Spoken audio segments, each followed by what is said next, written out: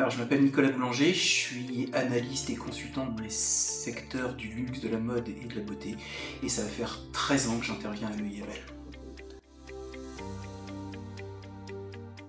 Alors, mon parcours est un parcours assez classique d'analyste et de consultant. J'ai d'abord intégré un cabinet qui s'appelle Des Éco-Études avant de fonder mon propre cabinet qui s'appelle LSCPG, tout en continuant à travailler pour les échos. Et je suis également en parallèle Marketing Intelligence Director d'un cabinet international qui s'appelle Brand Think Tank. Alors classiquement, j'ai occupé différentes fonctions, de chargé d'études junior et consultant junior jusqu'à consultant senior et directeur de pôle. Et j'ai aussi été en charge du conseil au sein du cabinet Les Éco-Études avant de devenir président de mon propre cabinet.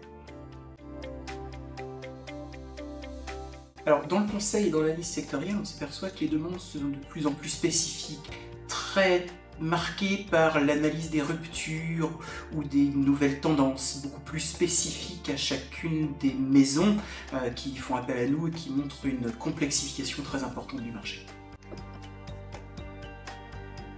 Alors oui, la digitalisation a rendu le secteur à tout le moins plus exigeant, c'est-à-dire que ce soit dans l'analyse ou dans le conseil, n'importe qui aujourd'hui a affaire à de l'information gratuite, dans certains cas de qualité, ce qui pousse le conseil à être plus pertinent et l'analyse à être plus anglais sur des problématiques beaucoup plus pointues et qui demandent plus que de la collecte d'informations, de l'analyse, de la prospective et de la qualité de projection.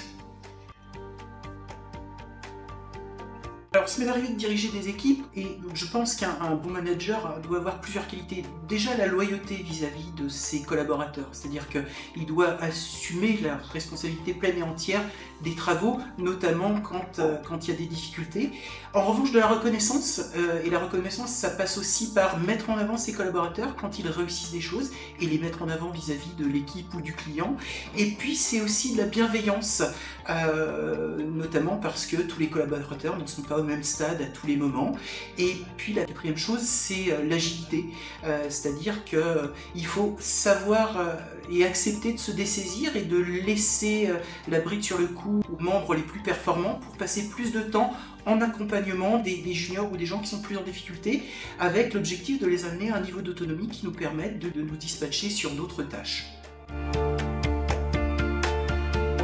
Pour bâtir des relations professionnelles et durables, c'est déjà fonction de la qualité professionnelle, c'est-à-dire que je pense qu'on ne peut bâtir de relations durables que si on est un professionnel compétent, reconnu, ce que sont les gens, mais qui permettent de forger cette confiance a priori.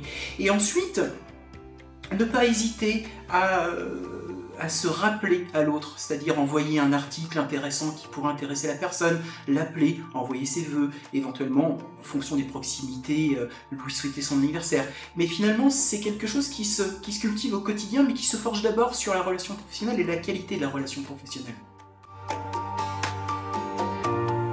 Alors je pense qu'il y a plusieurs compétences que les jeunes doivent développer, ou en tout cas cultiver pour réussir dans le secteur du luxe. La première, c'est évident, c'est une très bonne formation, une très solide connaissance du marché du luxe et de ses enjeux, puisque si on reprend sur les 20 dernières années, le marché s'est fondamentalement complexifié. Et cette complexification du marché donne tout son sens à des formations spécialisées dans le luxe telles que l'EIML. La deuxième chose, c'est de rester eux-mêmes et notamment d'avoir conscience de leur propre qualité. Ils représentent la nouvelle génération, la génération Z, qui représente un changement par rapport en termes d'habitude de consommation, de rapport au luxe que se connaissent leurs aînés, et donc ne serait-ce que par leur génération, ils ont des choses à apporter en termes de compréhension de ces comportements et habitudes de consommation. Il faut aussi qu'ils restent très à l'écoute et très humbles, parce qu'ils intègrent des grandes maisons avec des ADN, des savoir-faire. Et finalement, c'est là où sera finalisée, où se continuera leur formation, puisque c'est au contact des autres et de leurs aînés qu'ils continueront à apprendre.